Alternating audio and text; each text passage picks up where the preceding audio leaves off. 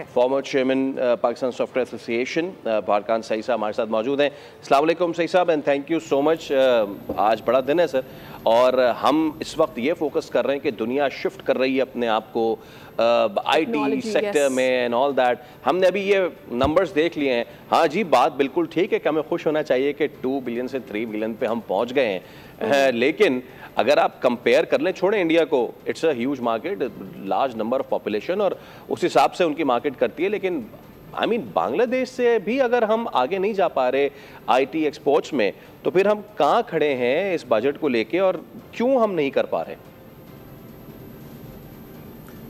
Thank you very much जी। इसमें अगर आप कहें कि ये जो ग्रोथ है ये तो हर साल इतनी हो, तो इसमें किसी का क्या कमाल है, वो कमाल तो ऐसा सच कोई नहीं है, बिकॉज़ हर साल ये ग्रोथ नॉर्मली आपको मिल जाती है 20-25%, इवन 30% ग्रोथ भी इस सेक्टर ने दिखाई है।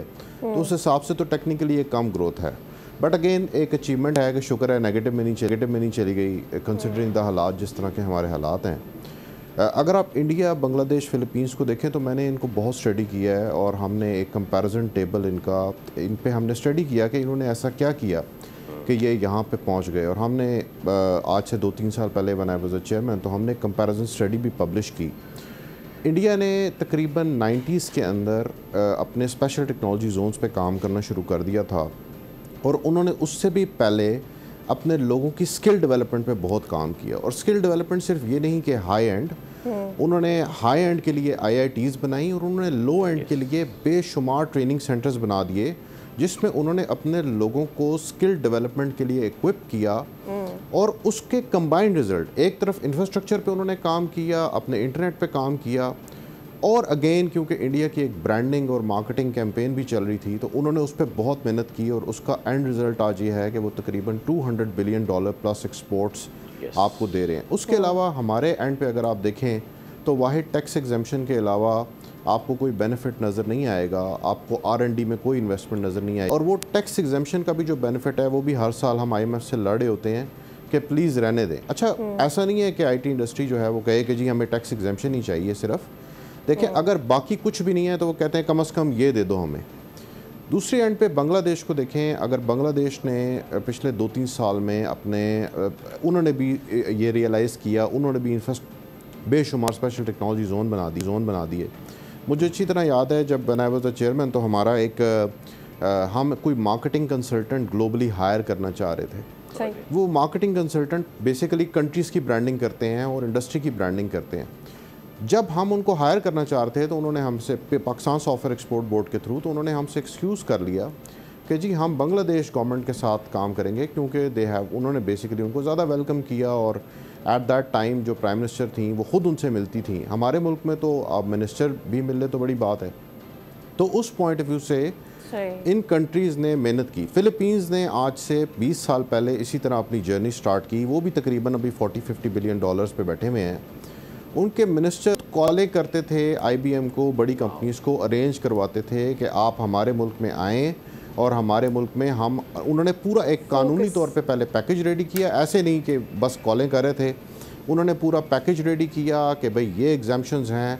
उन्होंने अपने मनीला सिटी से दूर जोन्स बनाए, उन जोन्स के अंदर उन्होंने सारे बेनिफिट्स उनको दिए, टैक्स एग्जेम्पशन उनको दी।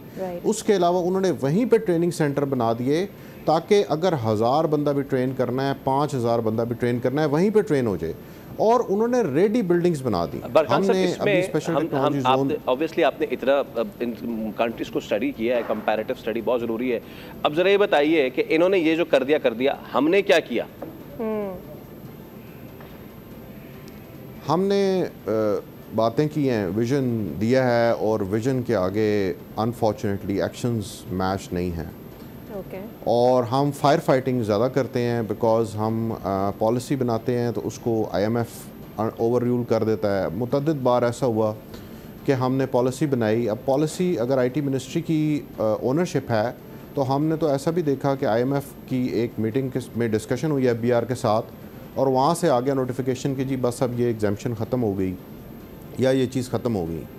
इग्नाइट का आपका एक अच्छा भला R&D का फंड था। कैसे कोई मुल्क सिर्फ सर्विसेज दे के तरक्की कर सकता है? अगर आप R&D में इन्वेस्ट नहीं करेंगे, अगर आप रिसर्च एंड डेवलपमेंट का बजट नहीं रखेंगे, तो आप ये AI तो क्या, आप बेसिक चीज़ों में भी कम्पीट नहीं कर सकेंगे ग्लोबली। तो वो R&D का बजट इग्नाइट एक यूज़लेस किस्म का इदारा बन के रह गया है, क्योंकि उस पर आपने ऐसे रूल्स अप्लाई कर दिए हैं। मैंने तो नहीं देखा कि पिछले कुछ अरसे में कोई बजट अप्रूव हुआ वहाँ पे या कोई प्रोजेक्ट्स ऐसे हुए हों अच्छे।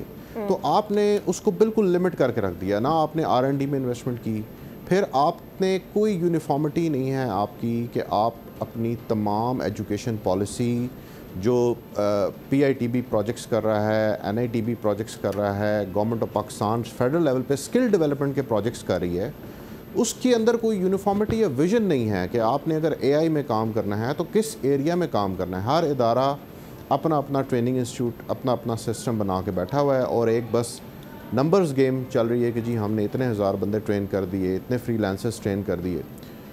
और अब उसमें आपकी सबसे बड़ी डिस्पैरिटी ये आ गई है कि आपने सैलरी पे जो टैक्स लगाया उसने IT सेक्टर को बड़ा इम्पैक्ट किया है। क्योंकि IT सेक्टर में हर बंदा 2 लाख रुपए 3 लाख रुपए सैलरी लेता है, उस पे जब 10%, 15%, 20% टैक्स लगता है तो लोग IT सेक्टर को छोड़ के फ्रीलांसिंग करना ज़्यादा प्रेफर करते हैं। और फिर आप ड्रम बीट करते हैं कि जी हमने तो मुल्क में फ्रीलांसर्स बड़े बढ़ा दिए। वो फ्रीलांसर्स इसलिए बढ़े हैं बिकॉज आपने अपनी फॉर्मल इंडस्ट्री को, जो आपको टैक्स दे रही है और सारा कुछ दे रही है, उसको आपने इतना डिसेंटिवाइज किया है क्योंकि उसमें वर्कर ही कोई काम नहीं करना चाहता। अगर आप किसी को 5 लाख रुपए सैलरी दे रहे हैं तो वो बंदा ये सोचेगा कि जी मैं ग्लोबली जाके मैं US चला जाता हूँ, मुझे सारी कंट्रीज़ गोल्डन वीज़ा दे रही हैं, मैं वहाँ चला जाता हूँ, मुझे वहाँ टैक्स फ्री है। अगर मैं टैक्स देता भी हूँ 30% तो मुझे कोई अच्छा मेडिकल मिलेगा, मुझे कोई अच्छा EOBI मिलेगा, मुझे कोई अच्छा सोशल सिक्योरिटी मिलेगा। यहाँ पे जो बंदा 5 लाख रुपए पे 30% टैक्स दे रहा है, टैक्स लेना स्टेट का राइट है, स्टेट टैक्स ले, लेकिन उसके अगेंस्ट बेनिफिट हमें क्या दे। तो बेनिफिट्स पे भी सोचें कि जी हमारा वर्कर सोचे कि जी अगर मैं किसी कंपनी में काम कर रहा हूँ और मैं 30% अपनी सैलरी पे टैक्स कटवा रहा हूँ तो मुझे अच्छे अस्पतालों में गवर्नमेंट की तरफ से प्रेफरेंशियल ट्रीटमेंट मिलेगी, मुझे वीज़ा एक्सेस इजी मिलेगा, मेरा कोई अलग पासपोर्ट इशू हो जाएगा जिस पे मैं एक बाकी लोगों के साथ, अगर बेकारी जो हैं उनके वीज़े रिजेक्ट हो रहे हैं तो IT वर्कर के वीज़े रिजेक्ट नहीं होंगे या IT कंपनीज़ के वीज़े नहीं रिजेक्ट होंगे। तो आप कोई इस तरह का प्रेफरेंशियल ट्रीटमेंट जब तक नहीं करेंगे तो आपने एक डिस्पैरिटी क्रिएट कर दी। तो इसमें अगेन लिस्टें मौजूद हैं, बेशुमार वर्किंग मौजूद है। मेरा अपना ये एनालिसिस है कि इसमें हमारे पास विजन तो हमने दे दिया, एक नंबर दे दिया कि जी हमने $15 बिलियन करना है, लेकिन अगर उसका कोई एक्शन है तो एक्शन के पॉइंट ऑफ व्यू से जो राइट एक्शन है वो हम नहीं कर रहे। एक दौड़ नजर आ रही है और हमारे पास कोई और इसमें एक और भी चीज़ है कि वो कंटिन्यूएशन ऑफ पॉलिसी भी नहीं है। सब्सक्राइब करें और बेल दबाएं ताकि कोई खबर रह न जाए।